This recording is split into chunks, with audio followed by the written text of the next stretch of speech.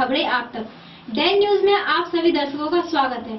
इस बुलेटिन की शुरुआत करने से पहले नजर डालते हैं आज के हेडलाइंस पर। आज के हेडलाइंस के प्रायोजक हैं सोने की शुद्धता की पहचान मॉडर्न कपड़ों का मॉल महादेव सा अमरनाथ प्रसाद ज्वेलर्स और राज राजेश्वरी कलेक्शन, गांधी चौक, राजनगर बाजार, मधुबनी। हर लोगों का भरोसेमंद ज्वेलरी दुकान Lal Babu Prasad and sons, Shankar Chowk, Madhubani. Trending fashion का सबसे भरोसेमंद ठिकाना Bombay fashion, Mahila college road, Madhubani. गुणवत्तापूर्ण शिक्षा की मजबूत पहचान विवेकानंद मिशन विद्यापीठ, माधोपुर पंडौल, मधुबनी। विश्वास का नाम बेहतरीन ज्वेलरी कलेक्शन के साथ लाल बाबू ज्वेलर्स, बाटा चौक, महिला कॉलेज रोड, मधुबनी। स्वाद, सफाई और पूरी फैमिली के लिए परफेक्ट प्लेस होटल गोकुल राज, राजनगर रोड, लहरियागंज, मधुबनी। बिस्फी पतौना थाना क्षेत्र के जगवन गांव में 27 वर्षीय विवाहिता महिला ने फांसी का फंदा लगाकर की आत्महत्या। मामले की जांच में जुटी पुलिस। जयनगर दुल्लीपट्टी से कैश वैन में तस्करी कर लाई जा रही देशी शराब सौराठ के पास हुआ जब्त। मौके पर वाहन चालक गिरफ्तार, डॉलर।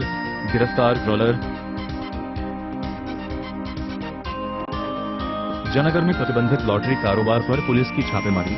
115 टिकट के साथ एक आरोपी गिरफ्तार। अवैध नेटवर्क की जांच जारी, रेस्पेक्टोर जकल जारी,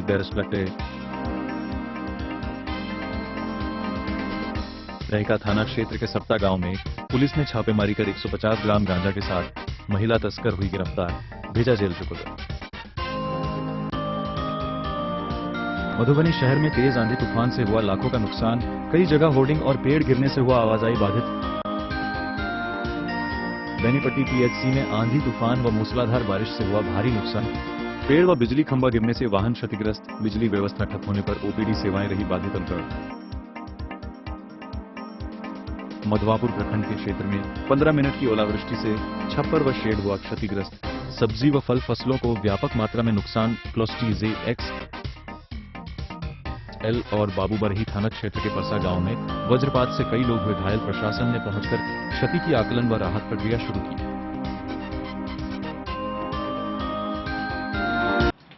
बिस्फी प्रखंड के पतौना थाना क्षेत्र अंतर्गत जगवन गांव से एक दर्दनाक घटना सामने आई, जहां 27 वर्षीय सविता देवी ने कथित रूप से फंदा लगाकर अपनी जीवन लीला समाप्त कर दी।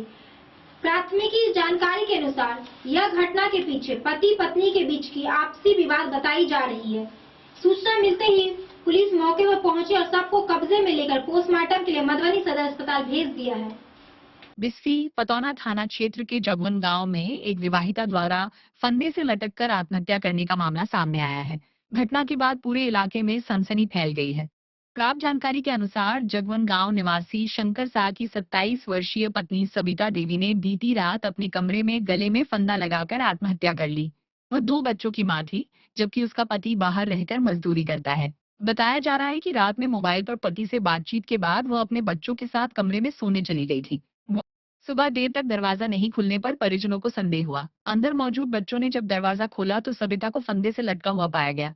इसके बाद परिजनों ने तत्काल पतौना थाना पुलिस को सूचना दी। सूचना मिलते ही पुलिस मौके पर पहुंची और शव को कब्जे में लेकर पोस्टमार्टम के लिए भेज दिया। थानाध्यक्ष अनुराग कुमार ने बताया कि प्रथम दृष्टया मामला आत्महत्या का प्रतीत होता है। हालांकि पोस्टमार्टम रिपोर्ट आने के बाद ही वास्तविक स्थिति स्पष्ट हो पाएगी। पुलिस द्वारा सभी पहलुओं से मामले की जाँच की जा रही है। डैन न्यूज के लिए बिस्फी से सत्यनारायण यादव की रिपोर्ट। मधुबनी जिले में उत्पाद विभाग ने कैश वैन के जरिए हो रही शराब तस्करी का खुलासा कर 540 लीटर देसी शराब बरामद की और चालक उमेश यादव को गिरफ्तार किया। पुलिस अब इस पूरे नेटवर्क की जांच में जुटी हुई है। मधुबनी जिले में अवैध शराब तस्करी के खिलाफ उत्पाद विभाग की सख्ती लगातार जारी है। इसी क्रम में विभाग ने तस्करी के एक अनोखे और चौंकाने वाले तरीके का खुलासा किया है। इस बार तस्करों ने पुलिस और प्रशासन से बचने के लिए कैश वैन का इस्तेमाल किया, लेकिन सतर्कता के कारण उनका प्रयास विफल हो गया। प्राप्त जानकारी के अनुसार उत्पाद अधीक्षक विजयकांत ठाकुर को गुप्त सूचना मिली थी कि जयनगर के दुल्लीपट्टी क्षेत्र से एक कैश वैन के जरिए भारी मात्रा में शराब मधुबनी शहर लाई जा रही है। सूचना मिलते ही उनके नेतृत्व में टीम ने त्वरित कार्रवाई करते हुए रहिका थाना क्षेत्र के सौराठ के पास घेराबंदी कर जांच अभियान शुरू किया। कुछ ही देर में संदिग्ध कैश वैन वहां पहुंची, जिसे रोककर तलाशी ली गई। जांच के दौरान वैन के अंदर छिपाकर रखी गई करीब 540 लीटर देशी शराब बरामद की गई। इतनी बड़ी मात्रा में शराब मिलने के बाद अधिकारियों ने वाहन को जब्त कर लिया। मौके से वाहन चालक उमेश यादव को गिरफ्तार किया गया है। प्रारंभिक पूछताछ में कई अहम जानकारियां मिलने की संभावना जताई जा रही है। उत्पाद अधीक्षक विजयकांत ठाकुर ने बताया कि तस्कर अब पुलिस को चकमा देने के लिए नए नए तरीके अपना रहे हैं, लेकिन विभाग की टीम पूरी सतर्कता के साथ कार्रवाई कर रही है। उन्होंने कहा कि इस मामले में एक संगठित गिरोह के शामिल होने की आशंका है। कई संदिग्धों की पहचान कर ली गई है और उनकी गिरफ्तारी के लिए छापेमारी जारी है। गौरतलब है कि मधुबनी में उत्पाद विभाग द्वारा तस्करी के साथ साथ शराब कारोबारियों और सेवन करने वालों के खिलाफ भी लगातार अभियान चलाया जा रहा है। विभाग की इस कार्रवाई से स्पष्ट संदेश गया है कि जिले में अवैध शराब कारोबार को किसी भी सूरत में बर्दाश्त नहीं किया जाएगा। फिलहाल गिरफ्तार चालक से पूछताछ जारी है और उम्मीद जताई जा रही है कि इस मामले में बड़े नेटवर्क का जल्द खुलासा हो सकता है। लगभग 9 साढ़े 9 बजे के बीच एक कैश वैन से शराब की बरामदगी हुई है। इसमें सर आपका क्या कहना है? ये गुप्त सूचना के आधार पर कार्रवाई की गई है। हमारे टीम के द्वारा गुप्त सूचना प्राप्त हुई थी कि इधर प्रशासनिक सख्ती को देखते हुए अपराधी अपने नए नए तरीके का ये व्यवहार कर रहे हैं। इसी क्रम में एक एटीएम कैश वैन का लुक दे करके गाड़ी को, जिस पर बाहर से भी कैमरा फॉल्स कैमरा लगा हुआ, इस तरह से सुसज्जित करके कि प्रथम दृष्टया कोई भी उस पर शक नहीं करे और शराब की खेप ढोने की कार्रवाई की सूचना प्राप्त हुई। सूचना के सत्यापन के उपरांत अलग अलग टीम का गठन कर घेराबंदी की गई। मैं स्वयं पर्यवेक्षण कर रहा था और हमारी एक टीम को सफलता मिली। दूलीपट्टी की ओर से आ रही वाहन को सौराठ के पास में रोककर विधिवत तलाशी ली गई, तो उसमें लगभग 60 कार्टून में 540 लीटर देसी शराब की बरामदगी, नेपाल निर्मित देसी शराब की बरामदगी हुई। मौके वारदात से उमेश कुमार यादव नाम के ड्राइवर जो वाहन चला रहे थे, उन्हें गिरफ्तार भी किया गया। आवश्यक अनुसंधान जारी है। इनमें कई लोगों की संलिप्तता सहभागिता है। ये लोग अपना मॉडस ऑपरेंडी चेंज करके नया तरीका इजाद किए हैं। हम लोग भी अपने सूचना तंत्र को पूरी और सख्ती के साथ में लगा दिया हूं। वो लोग जो भी हरकत कर रहे हैं उसकी देर सवेर सूचना मुझे आ जाती है। हम भी अपनी योजना बना करके यथासंभव उसके रोकने का प्रयास करता हूं। डेन न्यूज के लिए मधुबनी से प्रवीण झा की रिपोर्ट। जयनगर में पुलिस ने कार्रवाई करते हुए लॉटरी कारोबार में मोहम्मद अशरफ को 115 टिकट के साथ गिरफ्तार किया, जबकि एक अन्य आरोपी फरार हो गया। पुलिस आगे की कार्रवाई में लगी हुई है। जयनगर थाना पुलिस ने अवैध लॉटरी कारोबार के खिलाफ बड़ी कार्रवाई करते हुए एक आरोपी को गिरफ्तार किया है, जबकि एक अन्य व्यक्ति मौके से फरार हो गया। इस कार्रवाई के बाद अवैध लॉटरी कारोबार से जुड़े लोगों में हड़कंप मच गया है। गुरुवार को जयनगर थाना में आयोजित प्रेस वार्ता में थानाध्यक्ष अमित कुमार ने बताया कि बिहार में लॉटरी बिक्री पर पूर्ण प्रतिबंध के बावजूद जयनगर क्षेत्र में गुप्त रूप से इसका कारोबार चल रहा था। इसी सूचना के आधार पर बुधवार शाम एसआई मो अनस ने पैंथर टीम के सहयोग से रेलवे स्टेशन चौक स्थित मिनी मार्केट रशीद होटल वाली गली में छापेमारी अभियान चलाया। पुलिस को देखते ही कई लोग मौके से भागने लगे, जिनमें से एक व्यक्ति को गिरफ्तार कर लिया गया, जबकि अन्य फरार हो गए। गिरफ्तार आरोपी की तलाशी लेने पर उसके पास से नागालैंड और सिक्किम राज्य के कुल 115 लॉटरी टिकट बरामद किए गए। गिरफ्तार व्यक्ति की पहचान थाना टोला निवासी मो अशरफ 33 के रूप में की गई है। थानाध्यक्ष ने स्पष्ट किया कि बिहार में लॉटरी की बिक्री पूरी तरह प्रतिबंधित है, इसके बावजूद अवैध रूप से ये कारोबार जारी है। पुलिस के अनुसार इस अवैध कारोबार में एक संगठित नेटवर्क सक्रिय होने की आशंका है। कुछ बड़े कारोबारी अब भी गिरफ्त से बाहर हैं, जिनकी पहचान कर ली गई है और उनकी गिरफ्तारी के लिए लगातार छापेमारी की जा रही है। गौरतलब है कि जयनगर के विभिन्न क्षेत्रों स्टेशन रोड, महावीर चौक, थाना टोला, सहारा इंडिया गली, सोनापट्टी और व्याहुत मेडिकल गली में लॉटरी कारोबार के संचालित होने की सूचना मिलती रही है। प्रेस वार्ता में अपर थानाध्यक्ष जीता कुमारी, एसआई मो अनस, बेलाल खान सहित अन्य पुलिसकर्मी मौजूद रहे। डेन न्यूज के लिए जयनगढ़ से मोहम्मद अली की रिपोर्ट। मधुबनी जिले के रहिका थाना क्षेत्र में पुलिस ने कार्रवाई करते हुए सप्ता गांव के पास से महिला तस्कर ललिता देवी को 150 ग्राम गांजे के साथ गिरफ्तार किया। पूछताछ में बड़े नेटवर्क का खुलासा हुआ है और कई सुराग मिले हैं। पुलिस आगे की जांच में जुटी हुई है। जिले में नशा तस्करी के खिलाफ पुलिस की कार्रवाई लगातार जारी है। इसी क्रम में रहिका थाना पुलिस ने सत्ता गांव से एक महिला को गांजा के साथ गिरफ्तार किया है। पुलिस के अनुसार गिरफ्तार महिला की पहचान सत्ता गांव निवासी तिरपीत मंडल की पत्नी ललिता देवी के रूप में हुई है। रहिका थाना को गुप्त सूचना मिली थी कि एक महिला अवैध रूप से गांजा लेकर कहीं जाने की तैयारी में है। सूचना के आधार पर पुलिस टीम ने त्वरित कार्रवाई करते हुए गांव में छापेमारी की। छापेमारी के दौरान संदिग्ध अवस्था में मिली महिला की तलाशी ली गई, जिसमें उसके पास से करीब 150 ग्राम गांजा बरामद किया गया। पुलिस ने बरामद सामग्री को जब्त कर महिला को मौके पर ही गिरफ्तार कर लिया। पूछताछ के दौरान महिला से तस्करी से जुड़े कुछ महत्वपूर्ण सुराग मिले हैं, जिसके आधार पर पुलिस आगे की जांच कर रही है। ये पता लगाने का प्रयास किया जा रहा है कि इस नेटवर्क में और कौन-कौन लोग शामिल हैं।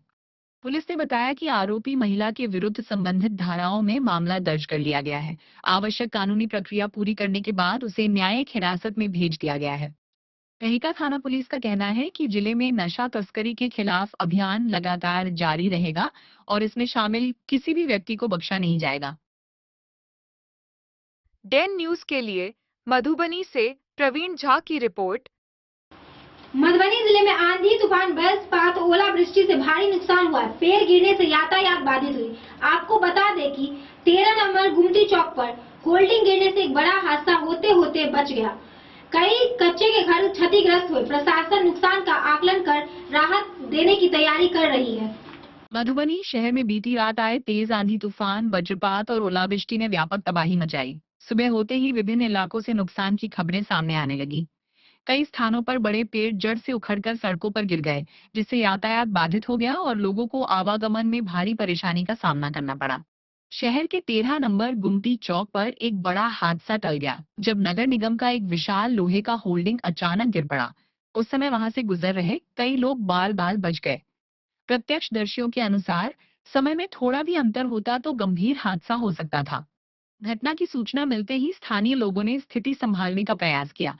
वहीं सुबह डेन न्यूज की टीम द्वारा नगर निगम को सूचना देने पर निगम की टीम मौके पर पहुंची और कड़ी मशक्कत के बाद गिरे हुए होल्डिंग को हटाया। इसके साथ ही जाम को भी हटाकर यातायात को धीरे धीरे सामान्य कराया गया। निगम ने होल्डिंग को अपने कब्जे में ले लिया है।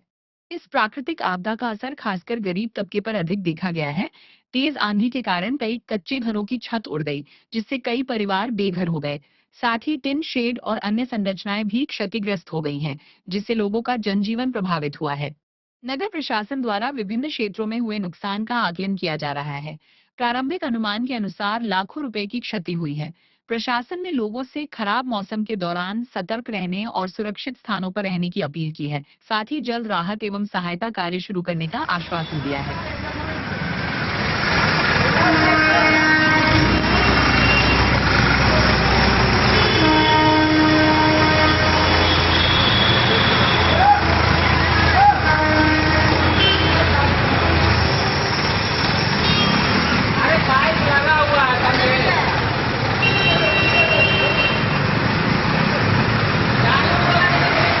डेन न्यूज के लिए मधुबनी से प्रवीण झा की रिपोर्ट। अब वक्त हो चला है एक छोटे से ब्रेक का। मिलते हैं ब्रेक के बाद, तब तक बने रहिए हमारे साथ।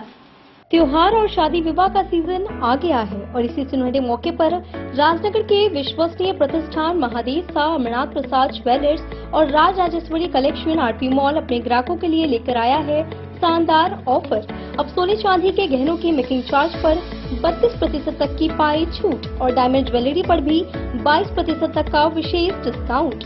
तो बढ़ते दामों से पहले अपने मनपसंद गहनों की बुकिंग आज भी कराएं।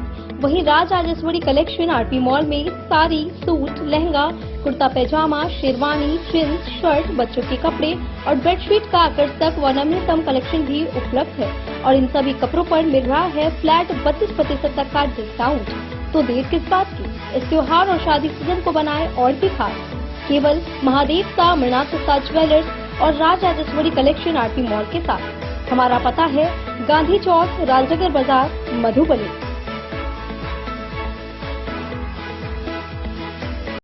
मधुबनी इस शादी सीजन सिर्फ हमारे साथ खरीदे और पाए 100% एक्सचेंज वैल्यू। आप सोने चांदी या हीरे के आभूषणों की तलाश में हैं तो हमारे ज्वेलरी शॉप में मिलेंगे आपको हर तरह के आभूषण बेहद किफायती दामों पर, हर अवसर के लिए आभूषण आपके बजट में। लाल बाबू प्रसाद एंड सन्स, संकट चौक, बैंक ऑफ इंडिया के बगल में, मधुबनी। नए और शानदार स्टॉक के साथ अब हर रिश्ते को करे और भी सुंदर। लाल बाबू प्रसाद एंड सन्स, संकट चौक, बैंक ऑफ इंडिया के बगल में, मधुबनी। हमारे सभी गोल्ड ज्वेलरी शॉप पर HUID है मौजूद।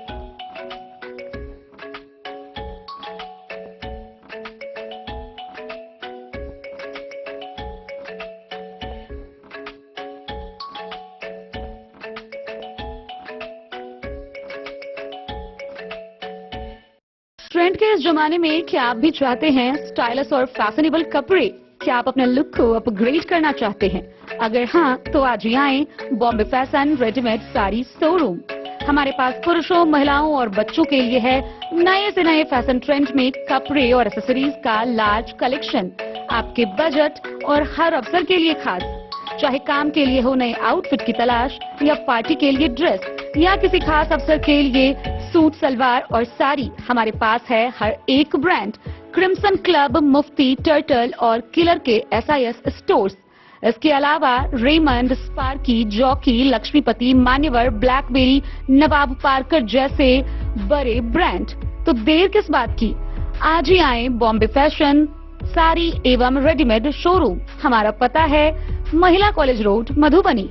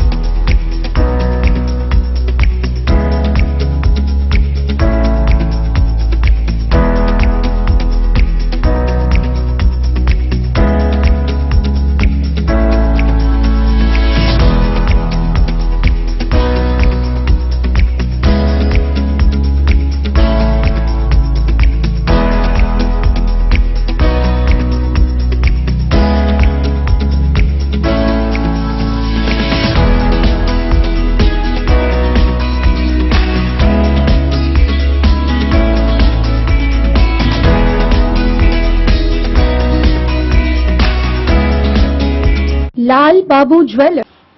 बेनीपट्टी PSC में आंधी, तूफान और भारी बारिश के कारण व्यापक नुकसान हुआ। बिजली व्यवस्था ठप हो गई, जिससे OPD सेवाएं बाधित हो गई। पेड़ गिरने से कई वाहन क्षतिग्रस्त हुए, जबकि मरीजों को इलाज के लिए भारी परेशानी का सामना करना पड़ रहा है। बीती रात आए भीषण आंधी तूफान और मूसलाधार बारिश ने बेनीपट्टी के प्राथमिक स्वास्थ्य केंद्र PHC परिसर में भारी तबाही मचाई। इस प्राकृतिक आपदा से अस्पताल की आधारभूत संरचना को गंभीर नुकसान पहुंचा है, जिससे OPD सहित कई आवश्यक सेवाएं प्रभावित हो गई हैं।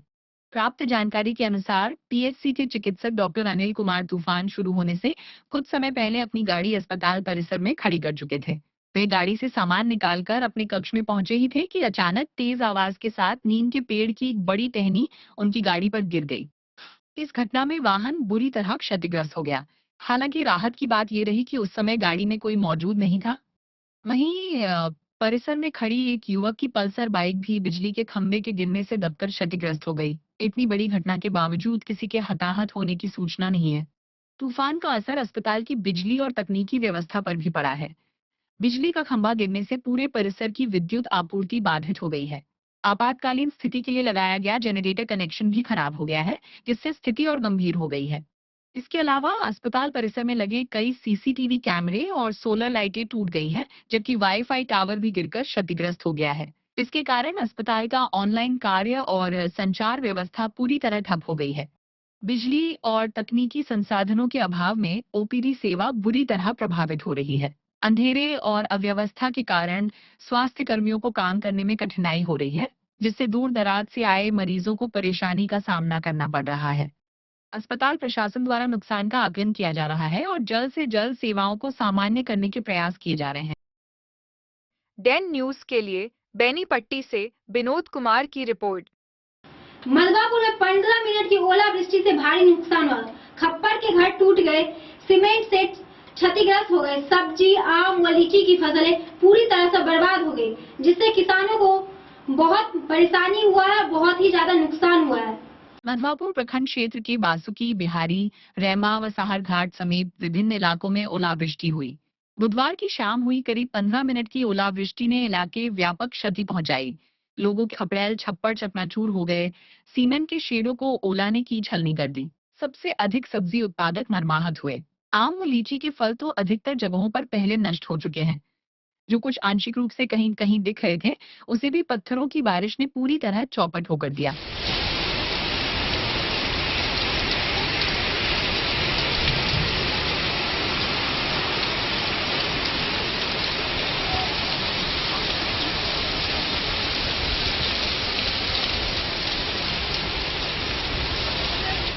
डेन न्यूज के लिए मधवापुर से एस के दीपक की रिपोर्ट। बाबूबरी प्रखंड के परसा गांव में वज्रपात से एक घर पर बिजली गिरने से कई लोग घायल हो गए और आसपास के घरों में भी भारी नुकसान हुआ है। सभी घायलों का इलाज चल रहा है, जबकि प्रशासन नुकसान का आकलन कर रही है और तैयारी में जुट गई है। बाबूबरही थाना क्षेत्र की कुल्हरिया पंचायत अंतर्गत परसा गांव में बुधवार देर रात करीब 9:30 बजे हुए भीषण वज्रपात से इलाके में दहशत फैल गई। बाबू साहब मिश्र के आवासीय घर पर आकाशीय बिजली गिरने से आधा दर्जन से अधिक परिवार प्रभावित हुए और कई लोग घायल हो गए। घायलों में उमाकांत मिश्र, बाबू साहब मिश्र, शशिकांत मिश्र, सत्यनारायण मिश्र और युगल मिश्र सहित अन्य लोग शामिल हैं। सभी घायलों को तत्काल अंधराठाड़ी रेफरल अस्पताल में भर्ती कराया गया, जहां उनका इलाज जारी है। प्रत्यक्षदर्शियों के अनुसार वज्रपात की तीव्रता इतनी अधिक थी कि घर की छत क्षतिग्रस्त हो गई और रसोई मलबे से भर गई। घटना के समय घर के अंदर भोजन परोसा जा रहा था, जिससे कई लोग इसकी चपेट में आ गए। वज्रपात के कारण छत पर बना तुलसी चौरा पूरी तरह नष्ट हो गया। वहीं छत की रेलिंग और आसपास के घरों की खिड़कियां भी टूट गईं। करीब 100 मीटर तक ईंट और मलबा बिखर गया, जिससे गांव में अफरातफरी का माहौल बन गया। आसपास के कई घरों को भी नुकसान पहुंचा है। इस घटना में लाखों रुपए की संपत्ति के नुकसान का अनुमान है। उमाकांत मिश्र और उनकी पत्नी का घर बुरी तरह क्षतिग्रस्त हो गया है, जिससे उनके सामने रहने की समस्या उत्पन्न हो गई है। घटना की सूचना मिलते ही प्रशासन सक्रिय हुआ। प्रभारी अंचलाधिकारी विजय कुमार के निर्देश पर अंचल कर्मियों ने मौके पर पहुंचकर क्षति का आकलन शुरू कर दिया है। ग्रामीणों ने प्रशासन से शीघ्र राहत और मुआवजे की मांग की है। डेन न्यूज के लिए बाबूबरही से ललित नारायण सिंह की रिपोर्ट। जयनगर में एसडीओ दीपक कुमार की अध्यक्षता में हुई बैठक में, जिसमें खाद्य आपूर्ति और रसोई गैस वितरण में हो रही परेशानी पर चर्चा हुई। स्थानीय जनप्रतिनिधियों ने गोदाम की कमी और उपभोक्ताओं को हो रही दिक्कतों का मुख्य मुद्दा बनाया। जयनगर अनुमंडल कार्यालय सभागार में गुरुवार को एसडीओ दीपक कुमार की अध्यक्षता में अनुमंडल स्तरीय अनुश्रवण समन्वय समिति की बैठक आयोजित की गई।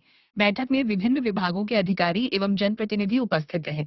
बैठक में आपूर्ति पदाधिकारी विपिन कुमार अंशु, अमितेश कुमार, मुख्य पार्षद कैलाश पासवान, पूर्व प्रमुख सूर्यनाथ यादव, भाकपा माले सचिव भूषण सिंह, कांग्रेस के अनुरंजन सिंह, जदयू अध्यक्ष राजकुमार सिंह, बसपा अध्यक्ष मोसाबिर अली, माकपा नेता उपेंद्र यादव और श्यामल ठाकुर सहित अन्य लोग मौजूद थे। बैठक के दौरान जन वितरण प्रणाली एवं आवश्यक सेवाओं से जुड़े मुद्दों पर विस्तार से चर्चा की गई। मुख्य पार्षद कैलाश पासवान ने बताया कि जयनगर में बिहार राज्य खाद्य निगम का गोदाम नहीं होने के कारण लदनिया गोदाम से खाद्यान्न की आपूर्ति की जाती है, जिससे समय पर उपभोक्ताओं को राशन उपलब्ध नहीं हो पाता है। वहीं भाकपा माले सचिव भूषण सिंह ने रसोई गैस आपूर्ति व्यवस्था पर चिंता जताते हुए कहा कि उपभोक्ताओं को अब भी काफी परेशानियों का सामना करना पड़ रहा है। उन्होंने बताया कि गैस एजेंसियों और गोदामों पर लोगों को घंटों कतार में खड़ा रहना पड़ता है। बैठक में संबंधित समस्याओं के समाधान के लिए आवश्यक कदम उठाने पर भी विचार विमर्श किया गया। अधिकारियों ने आश्वासन दिया कि जनहित से जुड़े मुद्दों पर शीघ्र कार्रवाई की जाएगी। डेन न्यूज के लिए जयनगढ़ से मोहम्मद अली की रिपोर्ट। अब वक्त हो चला है एक छोटे से ब्रेक का। मिलते हैं ब्रेक के बाद, तब तक बने रहिए हमारे साथ।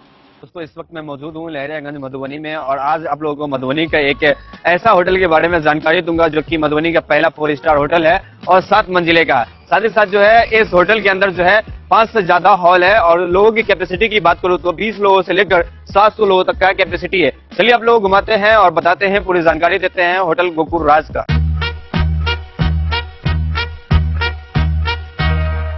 ही मधुबनी का ये पहला होटल है जो कि एक साथ 30 से ज्यादा जो है फंक्शन करवाते हैं और शादी करवाने का एक ऐसे व्यवस्था का आविष्कार किया है जो कि मुझे नहीं लगता है कि पूरे बिहार में किसी भी होटल में संभव है, क्योंकि ये होटल आपको देता है all in one marriage combo package, जिसमें आपको सिर्फ हॉल ही नहीं मिलता है, 50+ फैसिलिटीज के साथ आपका शादी पूरा करवाने का वादा भी करता है। डेकोरेटेड स्टेज, मड़वा, 15 सर्विंग स्टाफ, मैनेजर, गार्ड, ओखली, हॉल, समाज, वालो, हवन कुंड और भी बहुत कुछ मिलेगा। साथ ही आपको मिलेगा दुल्हन के लिए एक रूम, दुल्हा के लिए एक रूम, दुल्हन की फैमिली के लिए एक रूम और दुल्हा के फैमिली के लिए एक रूम, मतलब टोटल आपको 4 रूम मिलेगा। यहाँ के हर हॉल में ऐसी भव्य व्यवस्था है कि एक ही हॉल में बिना भाग दौड़ के आप जयमाला, भोज से लेकर शादी की सभी रस्म एक साथ कर सकते हैं। चलिए अब आप लोगों को घुमाते हैं यहाँ का 24 लग्जरियस रूम। होटल गोकुल राज की सबसे बड़ी खासियत यह है कि यहाँ के कोई भी रूम का डिजाइन एक दूसरे से नहीं मिलता है, जो होटल गोकुल राज को पूरे बिहार और मधुबनी में सबसे खास बनाता है। साथ ही आपको होटल गोकुल राज में ग्राउंड फ्लोर पे मिलेगा आलीशान रेस्टोरेंट, जहाँ पर आप वेज, चाइनीज, इटालियन और बहुत सारे प्रकार के व्यंजन का स्वाद ले सकते हैं। 50+ कार पार्किंग के साथ यह मधुबनी का पहला ऐसा होटल है जिसकी खुद की कार पार्किंग की सुविधा है। ज्यादा जानकारी के लिए संपर्क कीजिए 8271406108। आनंद मिशन विद्यापीठ शिक्षा के क्षेत्र में एक नया आयाम अब छोटे बच्चों के लिए भी आधुनिक सुविधाओं के साथ उपलब्ध। विवेकानंद मिशन विद्यापीठ जूनियर, जहां क्लास प्री नर्सरी से 5th स्टैंडर्ड तक के बच्चों का एडमिशन प्रारंभ है। अगर आप भी चाहते हैं अपने बच्चों का शिक्षा के क्षेत्र में बेहतर विकास, तो विवेकानंद मिशन विद्यापीठ जूनियर है आपके लिए तैयार।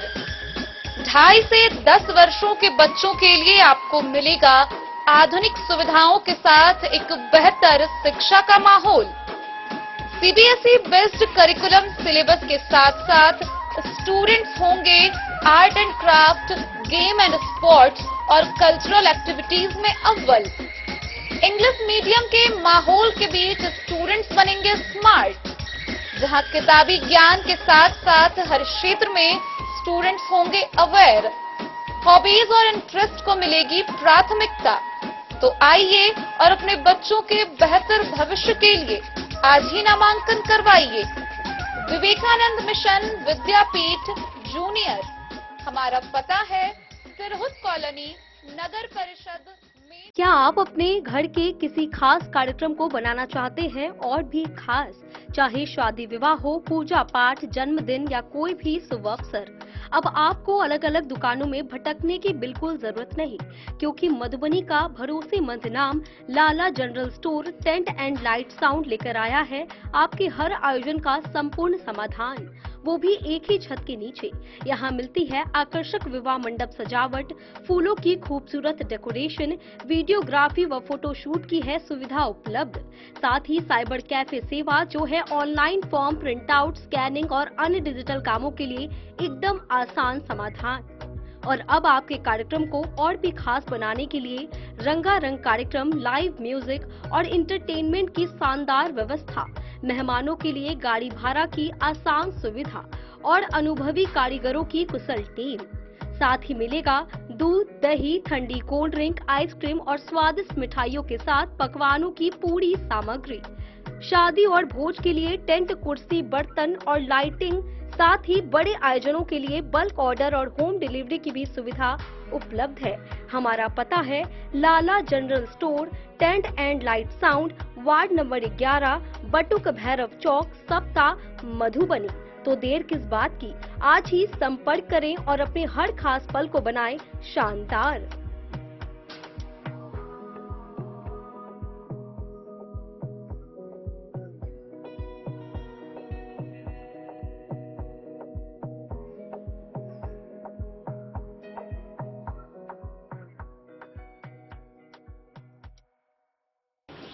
मलवापुर प्रखंड में लीला देवी निर्विरोध प्रमुख चुनी गई और एसडीएम ने उन्हें प्रमाण पत्र दिया। यह उनका कार्यकाल का दूसरा मौका है। मधुवापुर प्रखंड आईटी भवन सभागार में आयोजित चुनाव में लीला देवी निर्विरोध प्रमुख पद पर निर्वाचित हुई। कार्यक्रम में उपस्थित एसडीएम सारंग पाणी पांडेय ने उन्हें निर्वाचित होने का प्रमाण पत्र प्रदान किया। इस चुनाव में प्रखंड की 13 पंचायतों के कुल 17 पंचायत समिति सदस्यों में से 16 सदस्य उपस्थित रहे। सर्वसम्मति से लीला देवी को प्रमुख चुना गया। गौरतलब है कि वर्तमान पंचवर्षीय कार्यकाल में लीला देवी दूसरी बार प्रमुख पद पर निर्वाचित हुई हैं। इसी कार्यकाल में वह पहली महिला प्रमुख भी बनी थी। इसके बाद 2.5 वर्ष के दौरान अविश्वास प्रस्ताव पारित होने पर हुए चुनाव में सुनीता देवी ने प्रमुख पद संभाला था।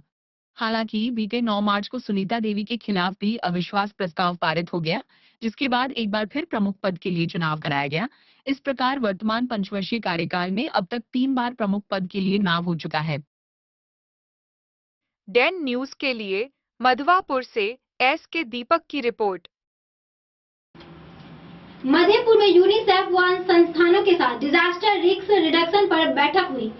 इसमें फंड की कमी, लिंग मजबूती, समन्वय और CSR से समाधान जुटाने के मुद्दे पर चर्चा की गई।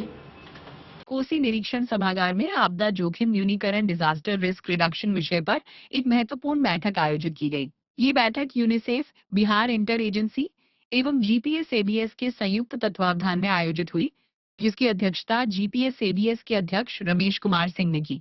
बैठक में जिले में कार्यरत विभिन्न समाजसेवी संस्थाओं के प्रतिनिधियों ने भाग लिया। इस दौरान प्रतिभागियों ने अपने अपने संस्थानों द्वारा किए जा रहे कार्यों, बिहार इंटर एजेंसी से अपेक्षाओं तथा कार्यान्वयन में आ रही चुनौतियों को साझा किया। चर्चा के दौरान संस्थाओं की कानूनी मजबूती और फंड की कमी प्रमुख मुद्दों के रूप में सामने आई। इस पर यूनिसेफ के राज्य सलाहकार अभिषेक आनंद एवं पल्लव कुमार ने संस्थागत लीगल सुदृढ़ीकरण, CSR फंड प्राप्त करने के उपाय, प्रभावी डॉक्यूमेंटेशन, प्रपोजल राइटिंग तथा सोशल मीडिया प्लेटफॉर्म पर कार्यों के प्रचार प्रसार जैसे विषयों पर विस्तार से जानकारी दी। अध्यक्ष रमेश कुमार सिंह ने कहा कि संस्थाओं के बीच विशेषज्ञता की कोई कमी नहीं है। यदि सभी संगठन आपसी समन्वय और सहयोग से कार्य करें तो संसाधनों एवं क्षमता से जुड़ी कमियों को दूर किया जा सकता है। बैठक में लक्ष्मी जगदम्बा संस्थान के सचिव देवकांत सिंह, सखी संस्था, मानव विकास संस्थान, गूंजे ग्राम, कोसी प्रहरी के सचिव प्रमोद कुमार यादव, सर्वोप्रयास RD ट्रस्ट सहित दिनेश कुमार, चंदन कुमार, कमल कामत, जयशंकर यादव, बसंत चौपाल, शिवनारायण राउत, उपेंद्र मल्लिक समेत 25 से अधिक संस्थाओं के प्रतिनिधियों ने सक्रिय भागीदारी निभाई। बोले डैन न्यूज के लिए मधेपुर से अबू सलेम की रिपोर्ट। भारत नेपाल सीमा के 43 गांवों को वाइटल विलेज प्रोग्राम के तहत विकसित किया जाएगा। इसमें मधवापुर के सभी पंचायत शामिल हैं। योजना के तहत ऐतिहासिक पहचान, टेलीकॉम, रोजगार, खेल संबंधित जैसे बुनियादी सुविधा उपलब्ध कराई जाएगी। इस जरिए से भारत नेपाल सीमा क्षेत्र के समग्र विकास को लेकर 43 गांवों का चयन किया गया है। इनमें मधवापुर प्रखंड की सभी 13 पंचायतों के सभी राजस्व गांव शामिल हैं। इन गांवों में बिहार सरकार की योजना विभाग के माध्यम से विभिन्न विकास कार्य कराए जाएंगे।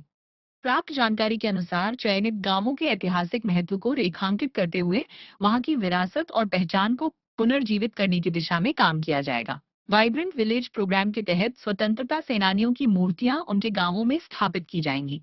इसके साथ ही सभी राजस्व गांवों में टेलीविजन एसेट लगाने, विकास मॉडल तैयार करने तथा टेलीकॉम सुविधाओं को मजबूत करने पर विशेष ध्यान दिया जाएगा। योजना का मुख्य उद्देश्य इन गांवों को उन्नत और आत्मनिर्भर बनाना है। कार्यक्रम के तहत युवाओं को राष्ट्र निर्माण से जोड़ने, उन्हें रोजगारोन्मुख बनाने तथा सुरक्षा व्यवस्था को सुदृढ़ करने की दिशा में भी पहल की जाएगी। साथ ही खेल के क्षेत्र में युवाओं को आवश्यक संसाधन उपलब्ध कराने की योजना है। वीडियो मनोज कुमार मुर्मू ने बताया कि इन योजनाओं के क्रियान्वयन के लिए आवश्यक प्रक्रिया शुरू कर दी गई है। वहीं स्वतंत्रता सेनानी की प्रतिमा स्थापना के लिए नर्मदेश्वर स्थान को चिन्हित किया गया है। डैन न्यूज के लिए मधवापुर से एस के दीपक की रिपोर्ट। जयनगर नगर पंचायत में सुल्तानगंज हमले में मर गए इंजीनियर कृष्ण भूषण कुमार को श्रद्धांजलि दी गई। शोक सभा में 2 मिनट का मौन रखा गया और न्यायिक जांच की मांग की गई है। सुल्तानगंज में अपराधियों के हमले में कार्यपालक पदाधिकारी कृष्ण भूषण कुमार की मृत्यु पर गुरुवार को जयनगर नगर पंचायत कार्यालय सभागार में शोक सभा का आयोजन किया गया। कार्यक्रम की अध्यक्षता मुख्य पार्षद कैलाश पासवान ने की। शोक सभा के दौरान उपस्थित जनप्रतिनिधियों एवं कर्मियों ने दिवंगत अधिकारी के तैलचित्र पर माल्यार्पण कर 2 मिनट का मौन रखकर श्रद्धांजलि अर्पित की। इस अवसर पर उप मुख्य पार्षद माला देवी तिवारी, वार्ड पार्षद शिवजी पासवान, हनुमान मोर, मोहन कुमार राय, विनोद शर्मा, नरेश राम, कांग्रेस प्रदेश युवा महासचिव अनुरंजन सिंह, जदयू अध्यक्ष राजकुमार सिंह, अनिल महतो, बबलू राउत, प्रधान यिपिक मोहन कुमार, अमर कुमार सिंह, अनिल कुमार, शंकर श्रीवास्तव, भोगी यादव, श्रवण पासवान सहित अन्य नगर पंचायत कर्मी उपस्थित रहे। सभा को संबोधित करते हुए मुख्य पार्षद कैलाश पासवान ने कहा कि दिवंगत कार्यपालक पदाधिकारी ने साहस के साथ अपराधियों का सामना किया, लेकिन गोली लगने से उनका निधन हो गया। उन्होंने इस घटना की न्यायिक जांच कराने की मांग की। साथ ही राज्य सरकार से सभी नगर निकायों में पदस्थापित अधिकारियों, मेयर, उप मेयर, मुख्य पार्षद एवं उप मुख्य पार्षद की सुरक्षा सुनिश्चित करने तथा नगर निकाय कार्यालयों में पुलिस बल की तैनाती की भी मांग की गई। इस समाचार में मधुबनी जिला का ये रहने वाले जो सुल्तानगंज में वो प्रभार में थे और कहलगांव में इसका पोस्टिंग था, वो डबल चार्ज में थे और स्वभाव से इतने अच्छे थे, इतना बढ़िया वो काम कर रहे थे। अब उनकी बहादुरी को देखिए कि अपराधी जो है हमारे जो नगर परिषद के चेयरमैन के ऊपर वो हमला करने के लिए आए थे।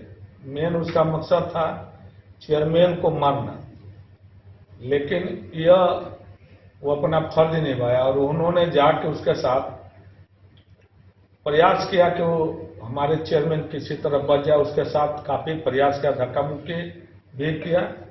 उसी के दौरान ऑफिस में घुस के उसको गोली मार दिया गया और आज वो हमारे बीच में नहीं रहे। और नगर परिषद सुल्तानगंज चेयरमैन को भी 2 गोली लगाए, सिर में और एक सीना पर। कल उसका ऑपरेशन हुआ, उसका भी बहुत नाजुक स्थिति है। किसी भी कार्यालय में एक पदाधिकारी के साथ हो या जनप्रतिनिधि के साथ हो, यह बहुत दुखद घटना है। जब कोई कार्यालय सुरक्षित नहीं होगा तो बाहर भी क्या उम्मीद किया जा सकता है। इसलिए हम इस दुख के घड़ी में जो वहाँ का कार्यपालक पदाधिकारी थे, मैं अपने पूरे नगर पंचायत परिवार की ओर से हमारे जितने भी पार्षद हैं, हमारे कुछ राजनीतिक दल के नेता भी आए हुए हैं, मैं उनको भी सम्मान, और जितने भी हमारे कर्मचारी हैं, सभी आदमी दुख के घड़ी में 1 मिनट 2 मिनट का हम लोग मौन धारण करके, और वो जहां भी रहे ईश्वर उनका अच्छा से अच्छा उसका ऊपर में शांति बना रहे और उनके पूरे परिवार को इस दुख के घड़ी में हम लोग ईश्वर से कामना करते हैं उसका पूरा परिवार सुखी से रहे। और हम लोग ईश्वर से यही कामना करते हैं कि इस तरह का वारदात किसी भी माँ हो, बहन हो, बेटी हो, किसी का ऐसा वारदात नहीं हो। किसी का मांग का सिंदूर मिल जाता है। पत्नी के लिए सबसे बड़ा सुहाग उसका पति ही होता है। आज छोटा छोटा बच्चा, कल डीएम साहब वहाँ गए थे और उनके बच्चा को अपने गोद में लेना चाहे तो बच्चा नहीं आया। तो उस समय का मार्मिक दृश्य कैसा था। इसलिए हम बिहार सरकार से मांग करते हैं कि कम से कम हर एक कार्यपालक पदाधिकारी के लिए और नगर निकाय में जितने भी महापौर हो, मुखपाल हो, मुख्य पार्षद हो, सबके लिए कम से कम सुरक्षा का व्यवस्था किया जाए। कम से कम एक बॉडीगार्ड उनको मुहैया कराया जाए। यही आशा और विश्वास हम अपने मुख्यमंत्री से रखते हैं और सभी से आग्रह करते हैं कि 2 मिनट का मौन धारण करें। उसके बाद सभी आदमी बारी बारी से उसका चर्चित पर पुष्पांजलि करेंगे। उसके बाद मौन धारण के बाद हम लोग सभा को समाप्ति करेंगे। सभी से आग्रह है कि 2 मिनट का मौन धारण। डेन न्यूज के लिए जयनगढ़ से मोहम्मद अली की रिपोर्ट। आज की इस बुलेटिन में फिलहाल इतना ही। कल फिर हाजिर होंगे, तब तक दीजिए हमें और हमारी पूरी टीम को इजाजत। और मधुबनी की हर छोटे बड़े खबरों को देखने के लिए देखते रहिए डेन न्यूज, खबरें आप तक। नमस्कार।